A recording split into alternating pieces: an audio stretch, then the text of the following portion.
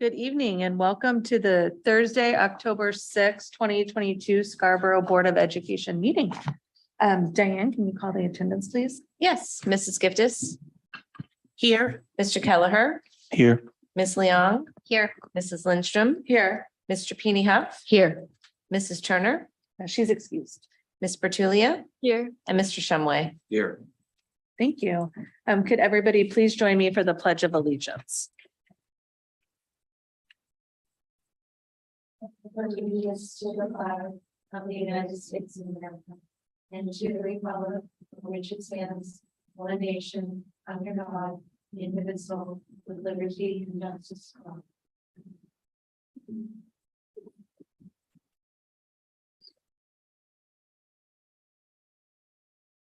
All right. Agenda item 4.0 are adjustments to the agenda. Are there any adjustments? No adjustments this evening. All right.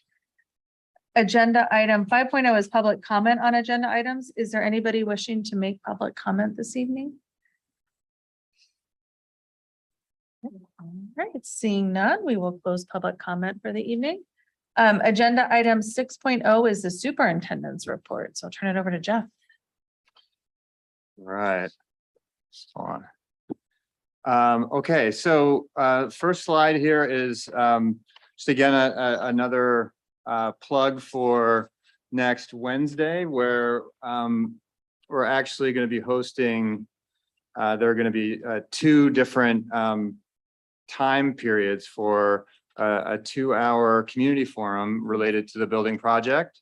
The first part of the day is there's going to be one held, and these are both going to be in person, as well as there's going to be a virtual link for people to zoom into if they can't make it in person, but they're designed to be hybrid forums to present information relative to educational visioning for the new, and getting feedback about design elements and you know what we would look for in a new primary school.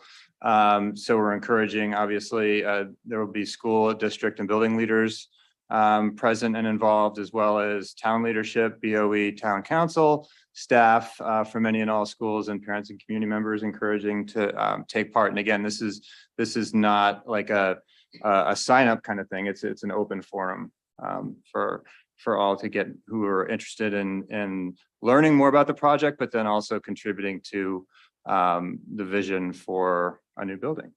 So that's the October 12th from 12 to 2, and then another one in the evening from 6:30 to 8:30. And we'll have the Zoom link send out as well for people who can would rather Zoom in and participate virtually. So that is next week. And then as the public most understand, we did close the high school for staff and students due to an online threat that was received by a student late Monday night. So that was on Tuesday. And I wanted to recognize Scarborough Police and our high school leadership team just for, you know, their response and investigations, and just how it was all handled. You know, it's a very difficult decision, obviously, to close a school, but then also, you know, we have to take any threats to student safety very seriously. But just the collaboration and cooperation, and I also wanted to share just the media release also that came on this slide, that came from the police department. So there was coordinated messaging that was happening, both obviously from us and the school department to the community, but also from the police department as well. And I just can't say enough for their professionalism and collaboration and help. And it was it was a tough week and a tough couple of days, but it just said a lot about confidence, how the public should feel about public safety. And so it was great. So wanted to include the media release that came from the police department and publicly thank them for their efforts and collaboration. Are there any questions or comments for Jeff?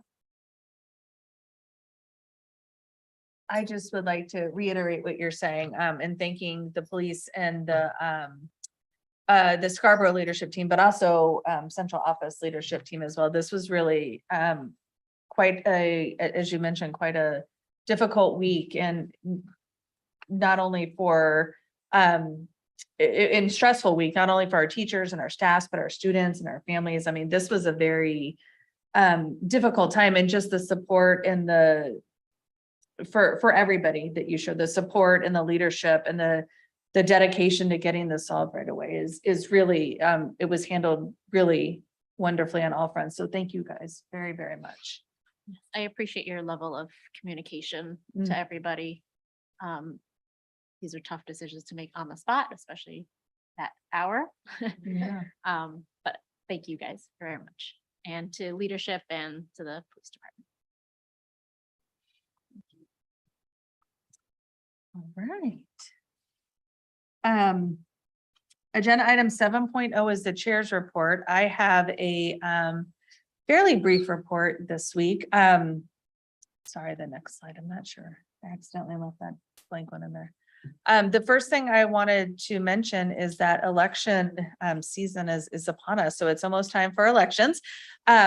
We have 3 school board seats open, 2 full-term seats, and 1 one-year term seat to fill a resigned position. So candidates night is going to be next week on Thursday, the 13th. It will be a in-person event at the council chambers, or there will also be a Zoom link provided. But this is an opportunity to get to meet those that are running for school board and to, you know, to hear what is meaningful and important to them, and why the reasons why they are running. So mark your calendar for that. I've put the link at the bottom of the screen, because if you choose to participate via Zoom, the Zoom link will be uploaded here right before the event, prior to the event. All right. And then and the same note is early voting is also starting this coming Tuesday, October 11th, early voting starts. So we were walking in, you might have noticed that the booths are set up. So it's definitely time. So town hall will be open Monday through Friday, 8 to 4 for early voting, and that will run all the way through November 3rd. So you have quite a long time to get up here if you want to participate in early voting. Again, the link is here if anybody is interested in absentee voting, or just wants a little bit more information on election day. The candidates for all of the open positions are listed, along with all of the ballot, all the things for consideration that will be on the ballot. All right. And then the last thing I have is that our MSMA conference is upon us. It's time for that. This is the first year since I've been on the board, it will be in person. So a little bit of a different experience. So it's October 27th and 28th in Augusta. Registration is now open. So if you're interested in attending this, you would want to talk to Kelly, because Kelly, the registrations have to come from the office. So the link is here for you to read more information. The agendas are posted along with the speakers for the event, but this is a really, really good opportunity to really, I kind of think of it as like a deep dive into your school board responsibilities. So lots of professional development training on your responsibilities, what it means to be a school board member, but also this opportunity to also collaborate with others in the state, around the state, that are on the school board.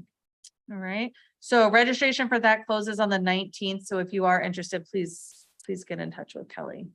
I did have the chance to attend that pre-COVID, and it was really, really helpful, and it was nice to be able to meet other school board members and really do deep dives into some more specific topics that may be of interest to you. So I would encourage you to think about it if you're able to. Thank you, Alicia.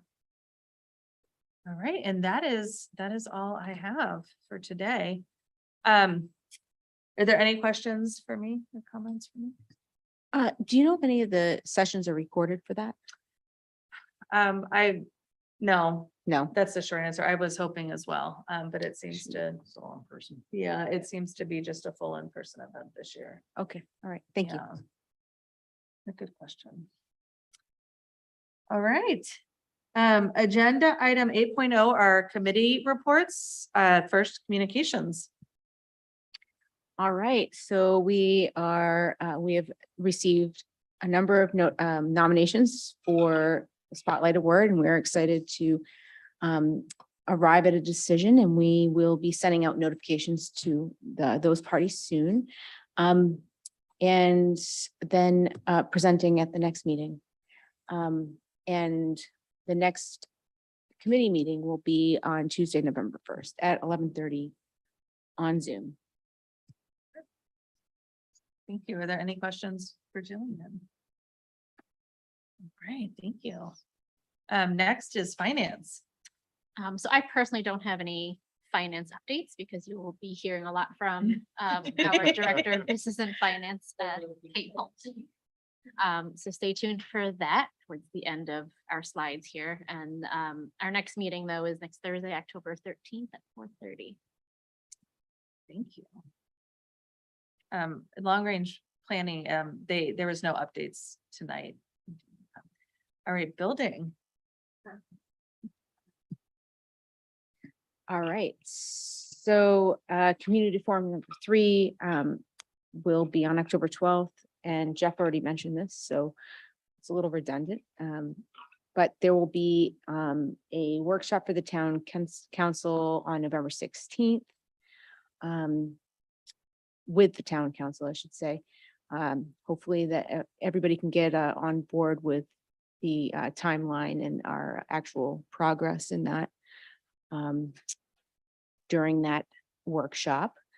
But there's also a bunch of opportunities to be involved with the building steering committee. It's on, you can find the website through the district website.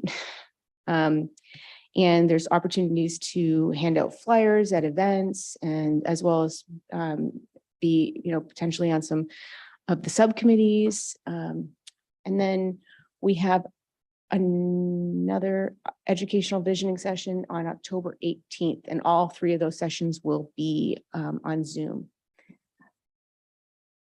That's all. Oh, well. This is a leftover from the last one. I didn't advance past that. No problem. I just wanted to say really quickly, the workshop with town council, the joint workshop on the 16th. The agenda is to be determined because we're waiting to hear back from town council, some questions that they want answers to. Yes. That's really going to guide and inform our presentation, but it's a really, again, another good opportunity, as you mentioned, to hear about the progress that the building committee has made, where we are in the process, and where we hope to be very soon. Yes, and Harriman has made a really great visual as to where we should be and where we are, which are aligned. Absolutely. All right, are there any questions for Jillian? All right, curriculum committee. As everybody knows, Monique's been pulling double duty, so the next time she's available for a meeting is going to be on the 26th from 4 to 5. So we're going to be having it then via Zoom, and we'll have more updates next month. Sounds good. I don't have a policy slide in here because I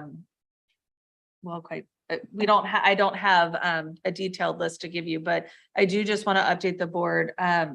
Policy has been really, really working because we have a list of specific policies we had wanted to look at before the end of the year. I'm using air quotes before the board changes. So we have been meeting once a week. We have one policy we just finished Monday or Tuesday, finished it Tuesday. Is that right? No, Wednesday. We finished it Wednesday. So one of the days. And so that will come before us at our next meeting. So that one, we just didn't want to send it out because it was the day before. So we just want to be sure that there's enough time for everybody to read and digest. But that one will come along with one other update I have. There was a statutory language change to the anti-discrimination language. So the language that we are familiar with, it now includes two more words, which is hair texture and hairstyles. So people, in other words, people cannot be discriminated against based on their hair texture or their hairstyles. So we had 6 policies where the language was updated due to that statutory requirement. So that has been done and completed. So we have that, we have the reports of dangerous student behavior, and then we have a few more that we have a few more meetings set up that we're trying to look through, 2 or 3 more policies as well that we'll bring forward. All right. Any questions for me? All right, are there any liaison reports? All right. Agenda item 9.0, our student report. So I'll pass this over to Yulia. Or no, I'm sorry. I will not pass it to Yulia. I'll pass it to Colby. It's been a long day already. Sorry. So on Wednesday, the September 28th at the Wentworth Open House, the students had a garlic sale at the Wentworth Garden. And the proceeds went to the installment of a new pathway to the greenhouse to improve accessibility for all the students and staff. And I think that went pretty well. And band is also now underway for 5th graders. And the classes began on September 3rd. And students will be choosing their instruments soon. And then lastly, here's a STEM project from Msma Thurn's class. And they made a maze where a robot nanobug could navigate it. So, yeah. So was that garlic that they actually grew in their own garden? Yeah, I think so. Yeah, and there was a lot of interest. They were just about sold out, and there was a lot of generosity of, parents of, oh, I didn't know I had to bring cash. I saw a lot of like, oh, I'll buy you some garlic. And it was really, really, really nice. And my 3rd grader was very excited about that in particular. He's bugging me to buy more, so. Did they make enough to fund the path? Do you know? I don't know, but I'm assuming so, yeah. That's awesome. Very good. Are there any other questions for Colby before we go to Yulia? All right, Miss Yulia, your turn now. So the high school will be having homecoming next week, and today during advisory, they announced our Spirit Week themes. So Tuesday will be anything but a backpack day and PJ day. That'll be a lot. Wednesday will be country versus country club. Thursday will be Adam Sandler day. And then Friday will be Storm Day. So as usual, freshmen wear just all of our school colors, sophomores wear red, juniors wear white, and seniors will wear black. And we're all very much looking forward to Friday, and classes will be cut short 10 minutes that day. So exciting.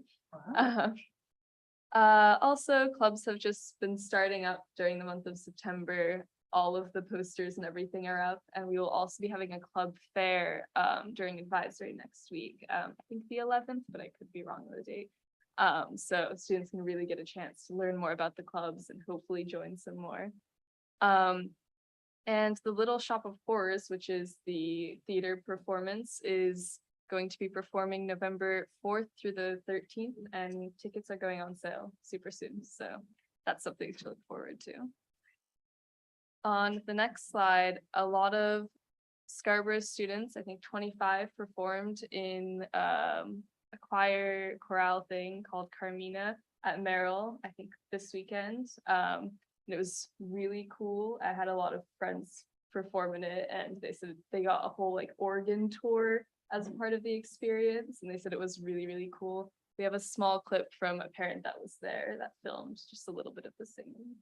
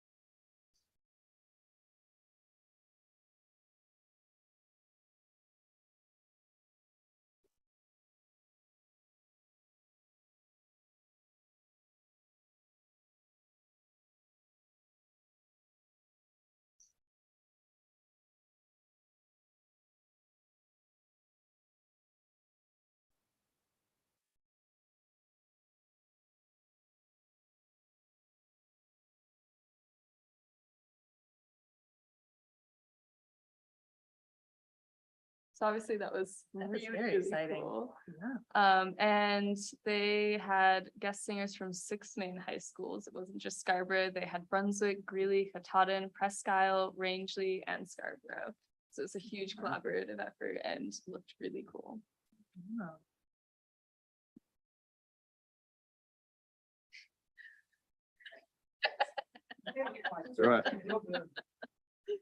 That's right. Are there any questions for Yulia? Are they gonna have tickets on sale on the website for the little house, Nope. Shop of Horrors? I Did you think say they no? should. They said, To her question.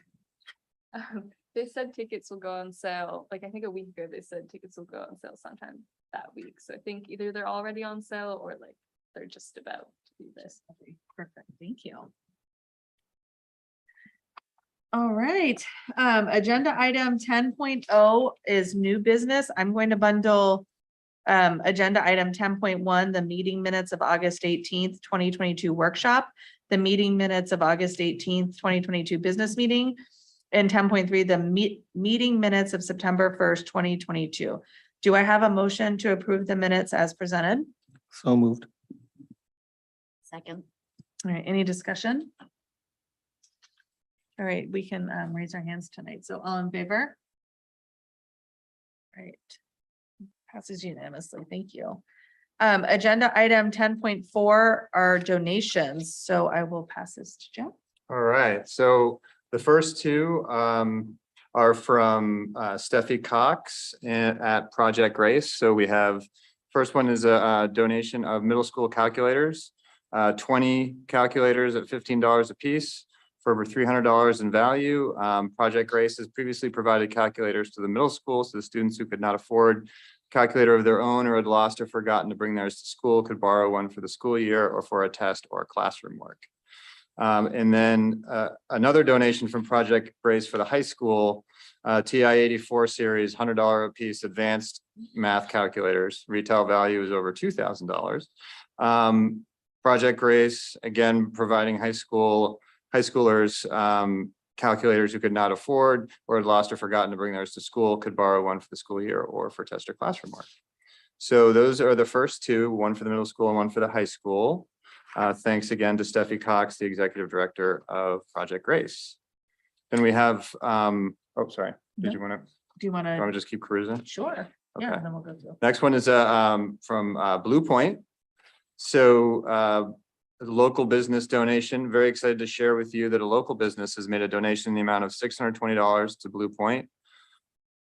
The owner of Beauty and Polish at Dunstan Corners coordinated a fundraiser with her salon called Cash for Classrooms. She wanted her first donation to go to the school closest to her business. She's a business owner actively committed to giving back to the community. We are fortunate to have such caring engagement from our local business community. The intent of the donation is to support a local school to provide what would not typically be supported through current budgets, something extra and special for the students. So the staff at Blue Point would like to allocate these funds towards enhancing our performing arts program. We are in the process of exploring a number of options from a puppeteer storyteller to dance and movement performers.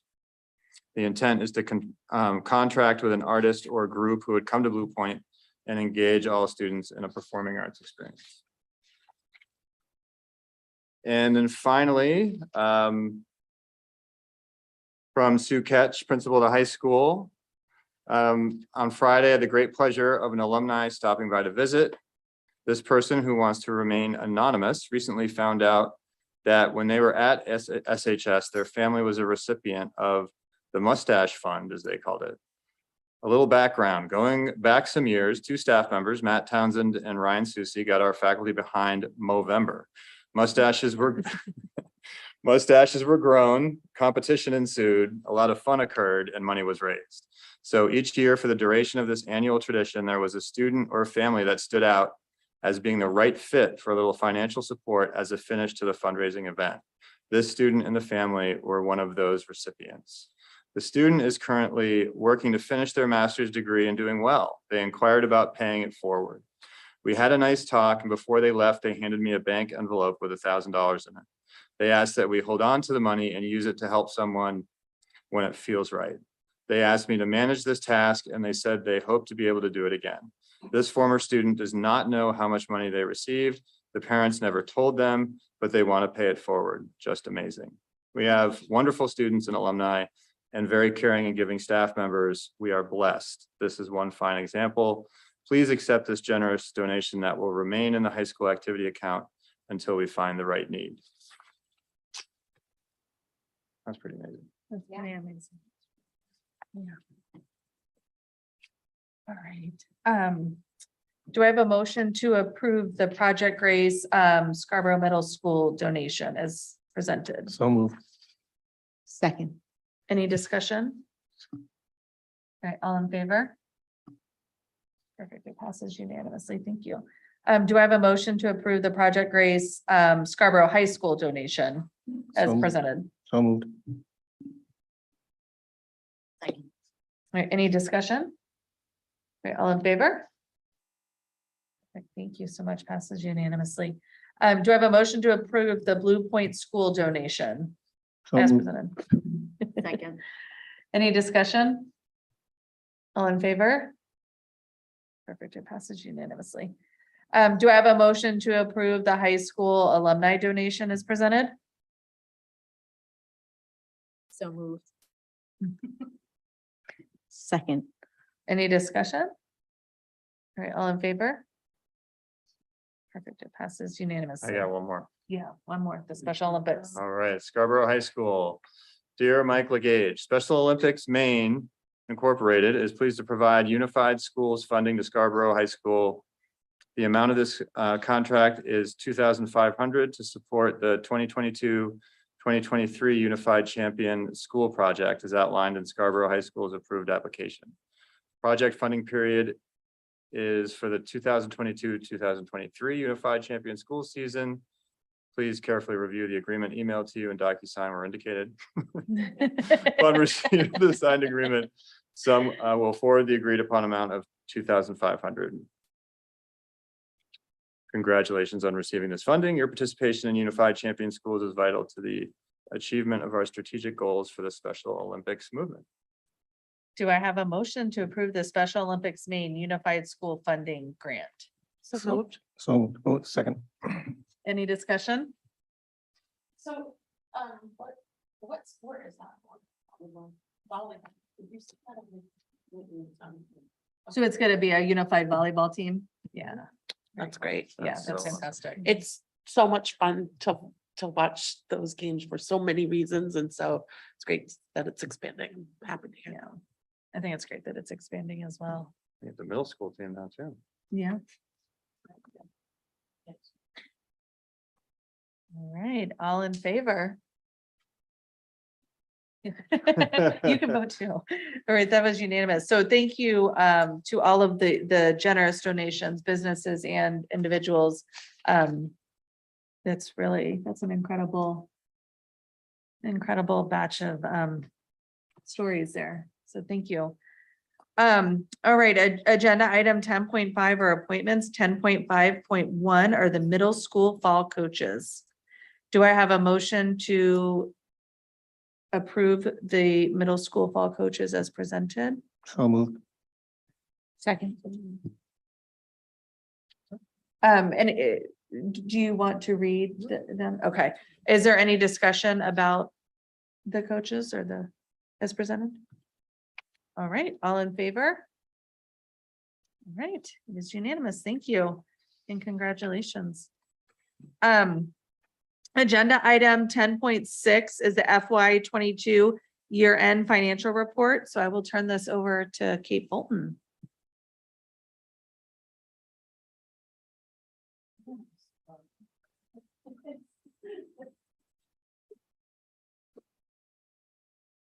It's because you guys let me have dinner with you, and now I'm just like, you didn't know I was having dinner with you. did you? I have a ton of paper here, and I know you all have made some the slide deck for this stuff, but we should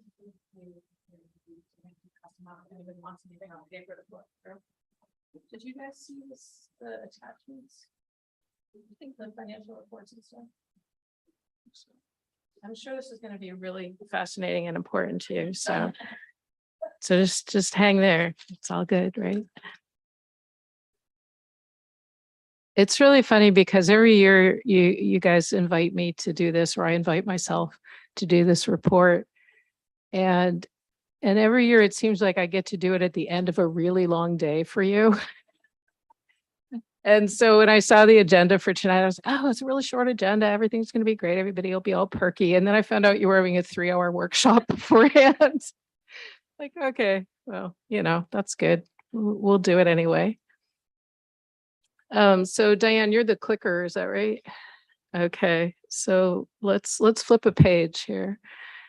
So for the benefit of the public, or anybody who's watching along here, or watching later, the recording, we do have documents posted up with the school board agenda for tonight on the website. And there are links in the slide deck. I don't know, Kelly, if the slide deck, I think that goes up as a PDF, but the links still work.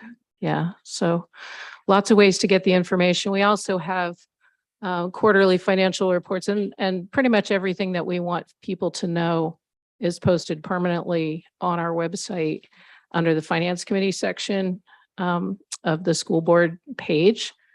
So lots of information available. Jeff is trying to get rid of this paper for me. Thanks, I got one.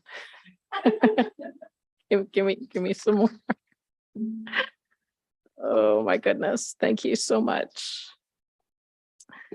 So tonight's presentation is an overview of the financial reports for the 21-22 fiscal year.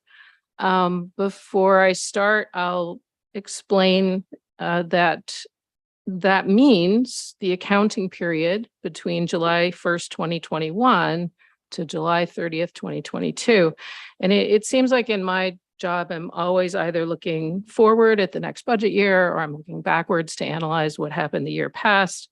So FY22 is what we're talking about tonight. That's the year that ended in June. And remember that in FY22, that was the year we came out of hybrid and we returned to full-time in-person teaching and learning. So there's some reflection of that in the events that happened financially as well. So for those who are going to catch up with us later on, you'll see that the financial reports that you have in front of you or you're looking at also have a big narrative section to them up front. So a lot of the stuff that I'll be speaking to you is also available more or less in print for folks who aren't going to watch the presentation. Again, lots of ways to get the information. So if you want to follow along on the financial statement, on page 4 of that balance sheet is the detail of, that's the bigger packet there, is the detail of the financial report. And it starts with general fund expenditures. And we'll grab the high points on the slide. So I'll just kind of talk you through. General fund expenditures in FY22, we ended with a significant surplus in general fund. It wasn't as big as the surplus that we generated in FY21, but spending in a number of areas continued to be lower than expected, both because of the pandemic, still pandemic conditions, and for some other reasons that we'll point out. So expenditures came in under budget by 1.5 million, almost 1.6 million. That represents 2.8% of the FY22 operating budget. So it sounds like a big number. If you think of it in terms of your household budget, it's having 2.8% left over when you get done with your planning and your spending. We had a little bit different picture this year in terms of spending patterns than we did in the 2 years past, because we had new collective bargaining agreements that were ratified.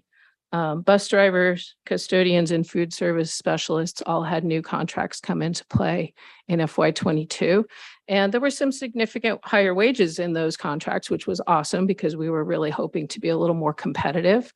But for that reason, we didn't see big surpluses in those areas like we had seen in years prior. Work hours also increased for some of these support staff folks because we had all the kids back in school all the time. And so, we're feeding more kids, we're cleaning more spaces. So, and bus drivers are all on the road all the time. So we actually struggled a little bit with turnover and open positions, but in the sense of the budget, we actually did spend pretty much everything that we had planned for on personnel in those areas. Meanwhile, we had trouble with instructional positions. Pandemic conditions still in place, people a little bit worried about coming to work in person. And the labor market, the crazy labor market that we've had now for the past couple of years left us with a number of open positions in the instructional area. So these are a few, these bullets are a few areas of impact. Personnel, always the biggest part of our budget. And the first bullet is typical turnover savings. And even in what you might consider to be a normal year back in the olden days, we would normally have $200,000 to $300,000 of change of savings in the budget due to turnover of staff and changes in benefit elections. So we're always a little bit under budget there. Special services, unfortunately, we still are struggling with open positions. Doing everything we can to encourage folks to come back to work, and lots of outside of the box thinking in special services. But, you know, I guess if there's any good news in not having enough staff, then it's that you save money. So we have about $500,000 in the FY22 budget, essentially left over because of unfilled positions. And then the shortage of substitutes, if you look back at this presentation from last year, it was in the hundreds of thousands. It's still a problem, but you know, a smaller problem in FY22. And we have one personnel area that was over budget, and that was in health services. And so you're going to hear me say a lot about COVID protocols. You're probably going to get sick of that if you aren't already. But we did have folks in our health services department who were particularly hard hit in terms of putting in extra time, and obviously being compensated for that time, both the support staff and the nurses. So there's a little bit of an overage there. We also have some savings that we see in other areas, non-personnel areas, programs and services, special education. Tuition costs for special education are always a variable depending on the needs of students. So from one year to the next, they can change dramatically. And from 1 month to the next, they can change dramatically, depending on out-of-district placements. But we did save some money in that area in FY22. Instructional materials, there I've lumped together quite a few different types of accounts, books, instructional supplies, contracted services, professional development. And what I'm highlighting there is the fact that we had a number of advances and updates in curriculum that were slowed because in FY22, rather than coming back and charging straight out and saying, oh, we're going to change everything, we really focused on learning recovery, SEL, bringing students back into a place where they could feel comfortable and confident and supported, and not necessarily introducing a lot of new stuff. So there were some delays there, and the delays translated into a little bit of savings as well. The last bullet on this page is about the turf and track planning. So I don't know if y'all remember the roller coaster that we went on this past year, but we planned to repair and replace the turf and the track. And the short story is that we did the turf and deferred the track. In the athletics budget in FY22, we had planned for a spring closure of all the fields so that we could do the whole project. Turned out we didn't do the whole project, and we didn't have to close, and we didn't have to relocate all of the athletic teams for the spring of 22. So again, a little bit of savings there. There's money budgeted in FY23 because, again, we think in the spring of 23 is when we're going to get the track portion of that job done. Let's see. I think this is the last one about detail of expenditure savings, and this has to do with facilities and operations. So again, COVID protocols, the phrase of the night is, going to impact facilities and maintenance because we really didn't have two reasons. We didn't really have a lot of outside contractors coming into the buildings. Even though we were all there and everything was cool and we were trying to keep normalcy, we were also trying to keep kids safe, staff safe, and minimizing the amount of outside folks that were coming and going while school was open. So that's one piece of why some of the contracted repairs were slowed. And the other piece is that custodians and maintenance and facilities team were focusing on COVID safety, on extra cleaning, on HVAC and other items that deferred some of the ordinary things that we would have taken care of by contractors. Copiers, we saved a little bit of money because we had planned to replace a portion of our copier fleet. And again, we deferred that, said, we're going to carry on with what we have. Everything's working fine. We don't have any breakdowns. We're going to put that off a year and we'll revisit it in FY23. I'll skip to energy and utilities because again, a COVID impact. There are 3 electricity accounts, I believe, on the budget transfers list that you'll be voting on at the end of this conversation. And running HVAC systems for ventilation. HVAC is heating, ventilation, and air conditioning for those of you who don't live in my world. And running ventilation systems to clear the air, keep air safety, air quality in good shape, especially during a pandemic, uses energy, mostly electricity, but also you'll see there's a natural gas line that ran over. And that's because when you run the ventilation systems, then you also risk cooling the building because you're sort of pumping your heat out into the world. So there was a little extra heating cost to that as well. And the insurance line item is really just budgeting conservatively and getting a better price than what we thought we would get on our property and liability insurance. So that was actually kind of a cool break.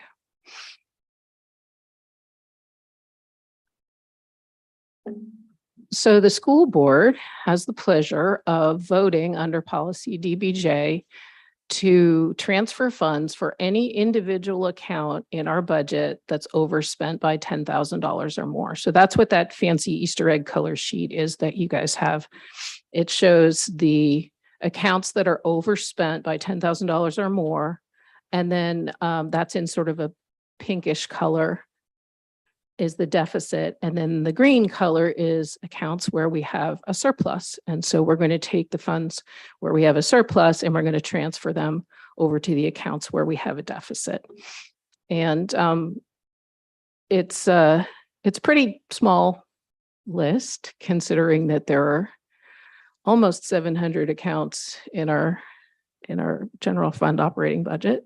So not a bad deal to have most of them coming in less than $10,000 over a short. All of the overages cannot be offset by surplus within the same voter approved categories. And there's some laws about when we put the list out to the voters that says you're voting for this much in regular instruction and this much in special education and this much in facilities, that you can't take the money then and move it somewhere else and use it for something else. Without the authority of the voters, except for a certain small percentage. So that's why we try to keep the budget transfers within those same categories. And that's what we're doing tonight. You'll see if you look at the financial statement that the subcategories of health and guidance are showing as over budget. And again, that's going to be on page 5 of the financial statement. Once we do the budget transfers, those will be back in the black. And it's okay because we're using subcategories within the same voter category. So that's why they're not considered to be different, and there's no rule about transferring funds between those two lines.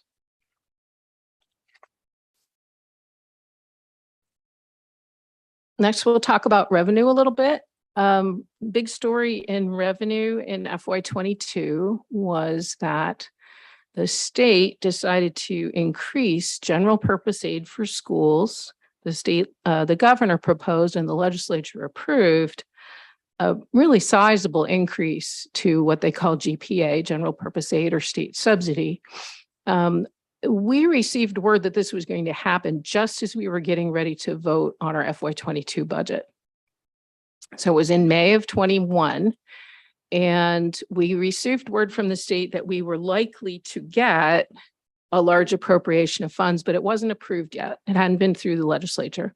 So there's a statute that will help you in those circumstances, that the state in its infinite wisdom figured out that they were always giving us information too late. And so they wrote a statute that says, if you have a subsidy increase after your budget's already approved, here are the things you can do with it. So we'll talk about that in a minute. So the biggest increase in our revenue was in the GPA. So we're well over budget in GPA. Our miscellaneous revenues also were higher than what we expected. We still had a couple of revenue shortfalls, but on the whole, our revenue in general fund was just a little over $500,000 over budget. So again, we're making money here. We're making money on revenue and we're saving money in expenditures. So on this slide, we talk a little bit about that budget order and how we manage the idea of extra money coming down the pike after our budget would be approved. So the statute says that you can use extra funds from the state that come after your budget's been approved to increase your expenditures, which we didn't do, reduce tax burden on your community, so lower the tax rate, or create a capital reserve fund. So the town council and school board at the time had some discussions, collaborated, what are we going to do? At the time of the news that we were going to get that extra money, we had already put together a budget that was going to meet the town council's 3% or less tax rate increase target. So we really didn't think that it was necessary to lower the tax rate further by the full amount that we were going to get. And you see on the slide that we got almost an extra $1 million in GPA. So what was decided was that we would take half of that money and we would add it to non-tax revenue to reduce the school tax assessment. And the other half we would put into a capital reserve fund. So tonight, one of the votes that you have is going to be to vote to put the money from the general fund, that extra surplus that's in revenue, into our new capital reserve fund. And one of the handouts has some information about what that all means. And so you can look into that in some detail. But because we have such a sizable surplus, both in the revenue and also in our expenditures, the finance committee talked about, let's bump that up just a little bit. And rather than just putting in the $418,000 that we promised to put in, why don't we increase that a little bit and put in even $600,000? So that's what the vote recommendation is going to be for tonight.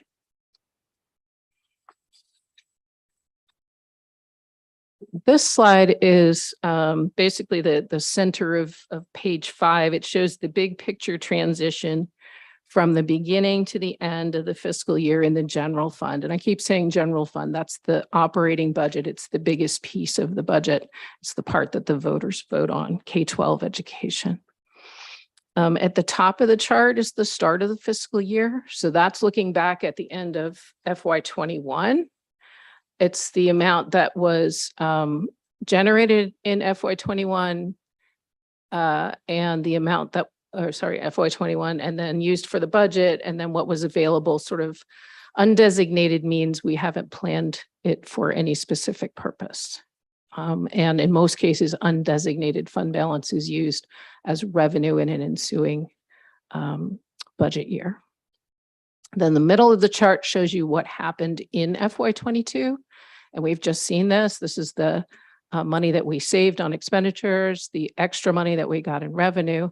And then you take out the $600,000, which we're going to put into the capital reserve fund, and you end the year with almost $1.5 million in money generated during the course of FY22. So the $1.4 million, the undesignated fund balance then is added to the fund balance that you had available at the start of the year. And so down at the very bottom of the picture, you have total available fund balance. You have the amount that we used as revenue in FY23, where we are today. And you have an undesignated fund balance of about $2 million.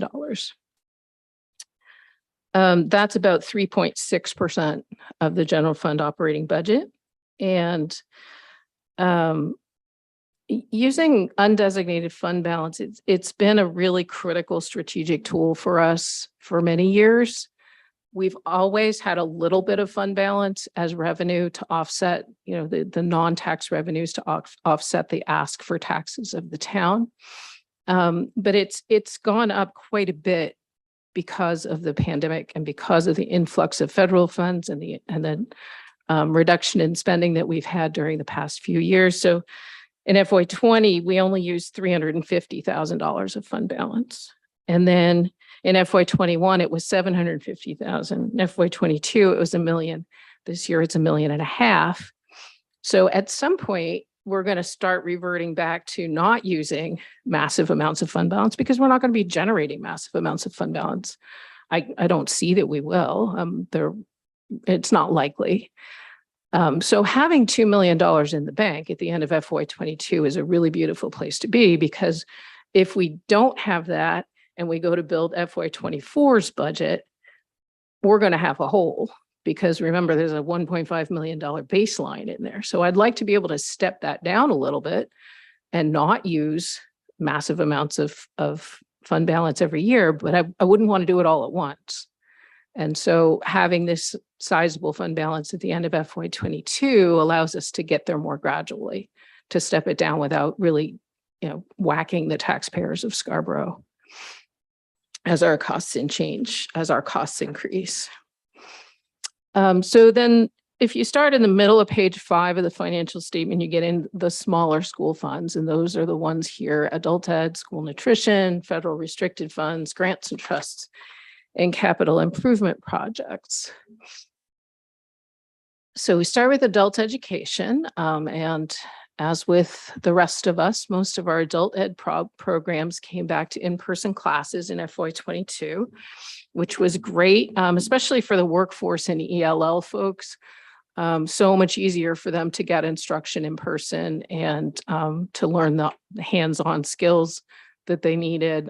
Language skills are a little harder to acquire online. And certainly doing clinics and healthcare is a little bit difficult when you're trying to Zoom it. So that was really a welcome relief for those folks. But we did have some really popular online enrichment courses that we kept, because there were folks who really thought it was cool to sit with a Zoom and do a cooking class or make jewelry at home, and they didn't have to go out and they didn't have to drive at night and all those fun things. So we learned from the hybrid experience, or the remote experience, that we had some cool tools that we could use in the for adult learning as well.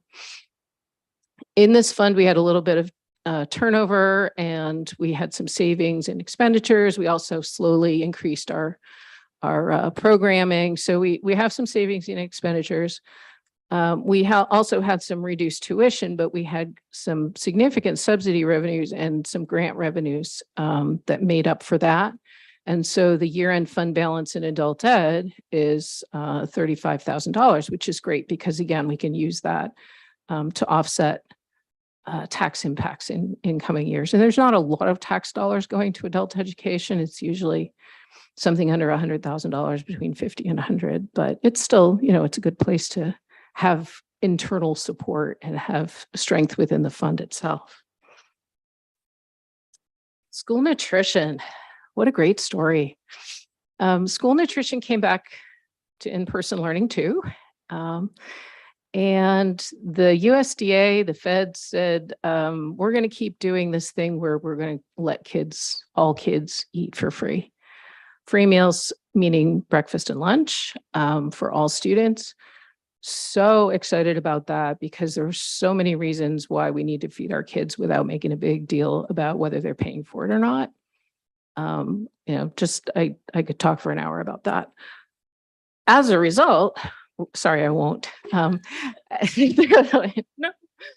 as a result, we have a huge increase in meal counts, right? So if I can have free breakfast and free lunch, I'm probably going to do that. And the food's great and I'm going to get in line. So when you look at the statement for school nutrition, you'll see the expenditures are actually over budget. We spent more money on labor and food and supplies than we thought we would, because here we are serving just so many more meals than we expected to. However, the new reimbursement model is actually paying the bills. And I have a couple of figures here that I think are really pretty telling. So in September of 2019, we served, now you have to think, right? Scope, 1,400 breakfasts and 1,700 lunches. And we received just under $20,000 in reimbursement. So hold $20,000 over here. In September of 2021, we served 12,000 breakfasts and 32,000 lunches. And we got $167,000 in reimbursement. So hello, they're paying the bills. It's the first time in 15 years, I think, that we've really actually been able to break even. In May of 2022, we served 23,000 breakfasts and 38,000 lunches, and we got $235,000 in reimbursement. So this is what we really need to see. We need to see the program being supported. We need to be feeding our kids. I'm just super excited about this. So in the current fiscal year, 22-23, we didn't ask for tax dollars from the town for school nutrition for the first time ever. I'm not asking you to cover a deficit in the fund at the end of the school year for the first time in 15 years. I went back and looked. We've had some kind of deficit from 100,000 to 450,000 for the last 15 years. And this year we have a fund surplus of $475,000. So that is wicked exciting to me. I'm doing the fiscal dance. And, you know, if you think about it in terms of what that really means, remember there is $200,000 of tax dollars in there that was given to the fund to support it last year. So I don't think we'll make another $475,000 in FY23. But if the meal count keeps going up and the funding model stays the same, we can make plenty of money to cover our costs, and we'll probably run a little bit of a surplus. And for me, that's literally money in the bank in case that model changes, because it's all politics, right? It's who thinks what's important and where the money goes. Right now, it's the state that's covering that cost in FY23. FY22, it was the feds. There is federal money involved, but the state is kind of making up the difference right now. So I'm keeping my $475,000 and my fingers crossed. Special revenue funds. So special revenue funds, last year we talked about federal COVID grants way too much. What I did was I attached, actually, to the back of the financial statement, I attached the report that we created during the budget process in FY23, because where did all that money go? What the heck did we do with that money? So at the back of the financial statement, and what we'll post online and what's posted with the agenda, is an excerpt from the budget book that talks about all the grants that we got, what we spent them on, and what we were planning to spend the balance on in FY23. So this is just a quick look at the money that we finished with, or what we used in FY22. And these are all on the balance sheet as well on the financial statement. ESSER 1 is finished.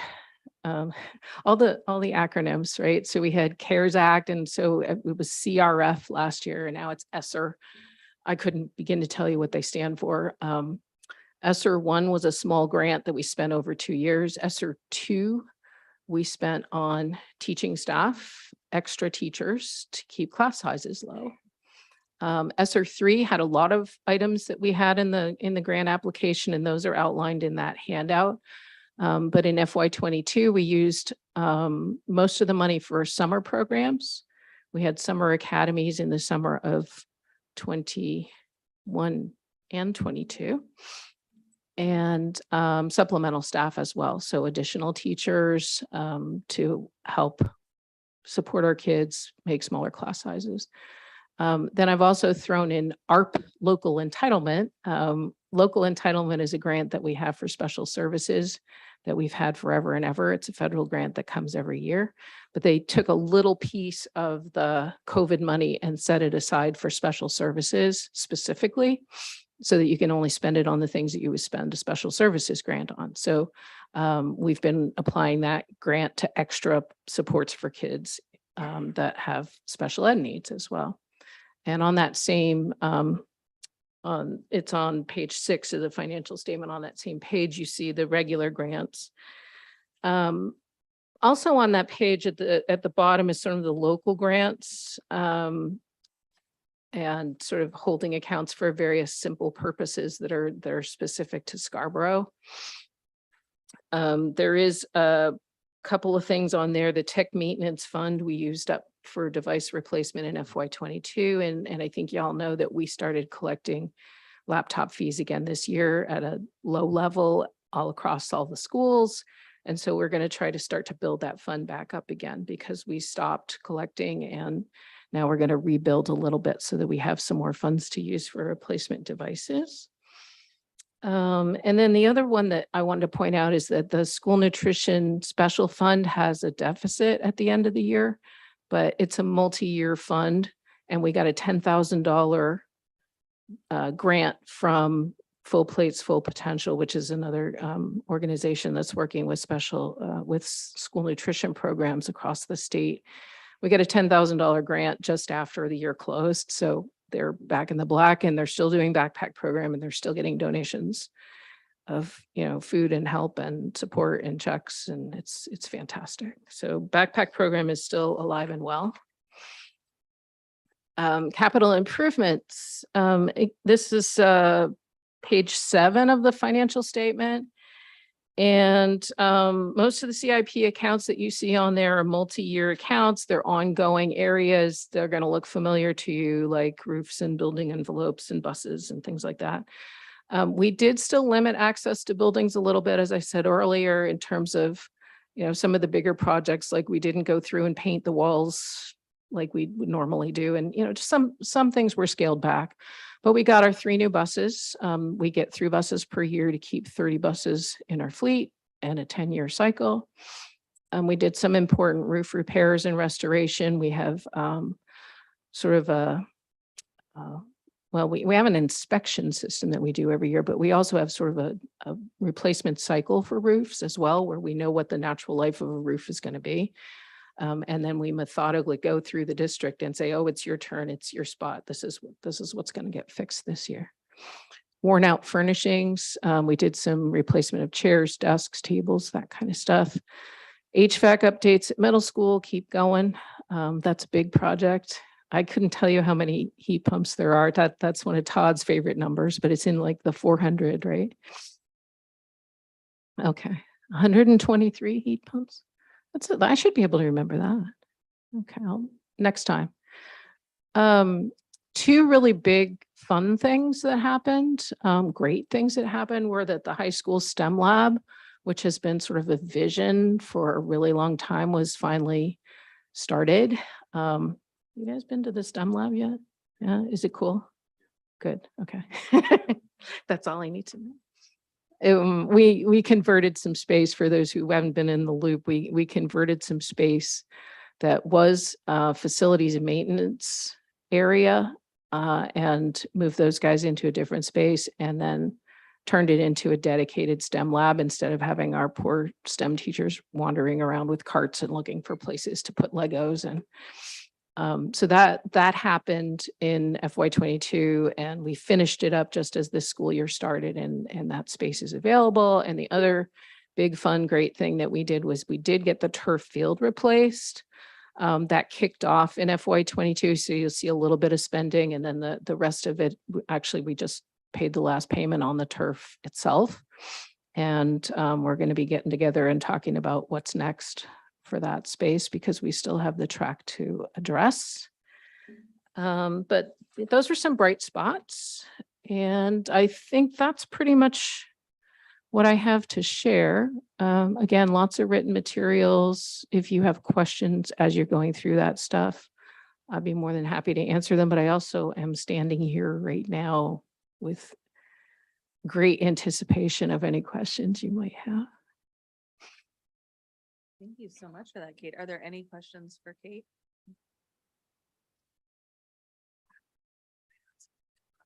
I did It's have a a lot. question on slide 28. There's a line that said the state agency client reimbursement, there is no eligible students.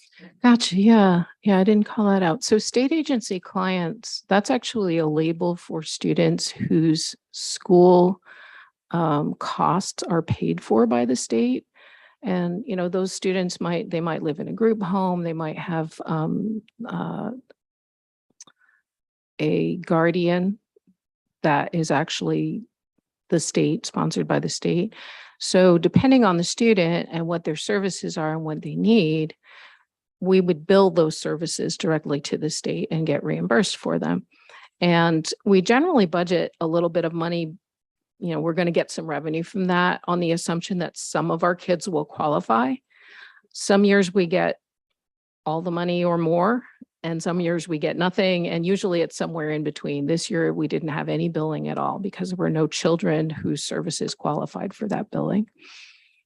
Yeah, it's a tough one to forecast revenue because it's so student dependent. It reminds me of the out of district tuition line, which is one budget line, but it's a big one and it can vary hugely depending on one individual child or, you know, a handful of children and what their specific needs are. So thank you. Are there any other questions for Kate? So I've got this, the final slide is really what I need from you, where I need your help. So under DBJ, we need to do the budget transfers. And Jenna's got the language for that. And we also are going to very happily establish our capital reserve fund. And I didn't talk about that, but there's some written material about what we're thinking that's going to look like. I mean, essentially, just to make it simple, is once the money is in the capital reserve fund, then the board will have the authority during the budget process each year to say, oh, here's our capital budget. Do we want to use some reserve funds as revenue? And that'll be an alternative revenue to asking for tax dollars or going out to bond. So it'll be a great opportunity for us to have a different revenue source for some of our work.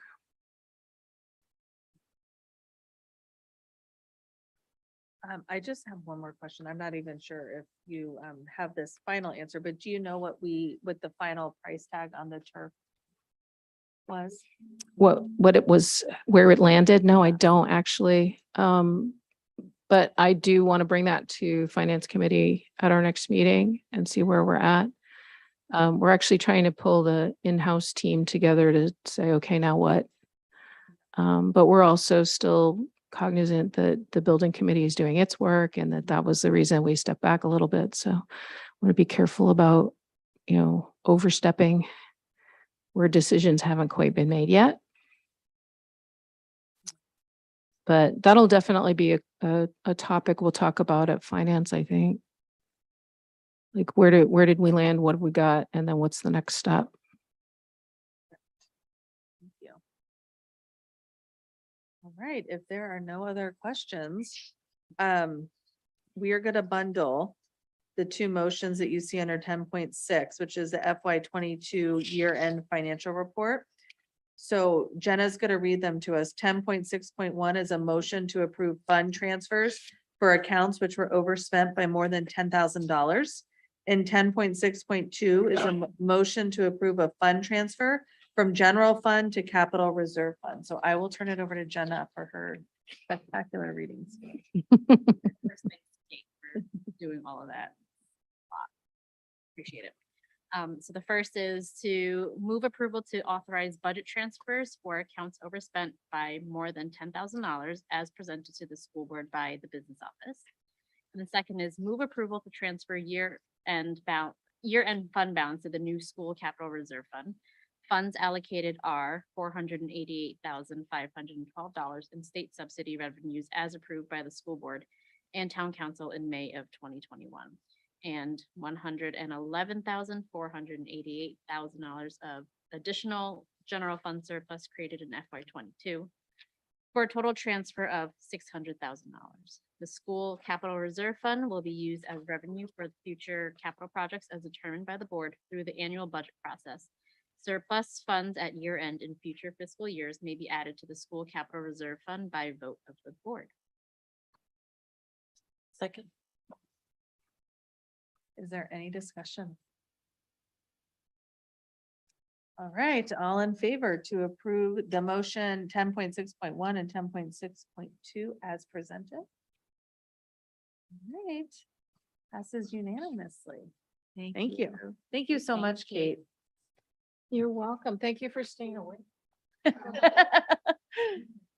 Everybody. Yes. Agenda item 11.0 is adjournment. Do I have a motion to adjourn? So moved. Second. Any discussion? All right, all in favor?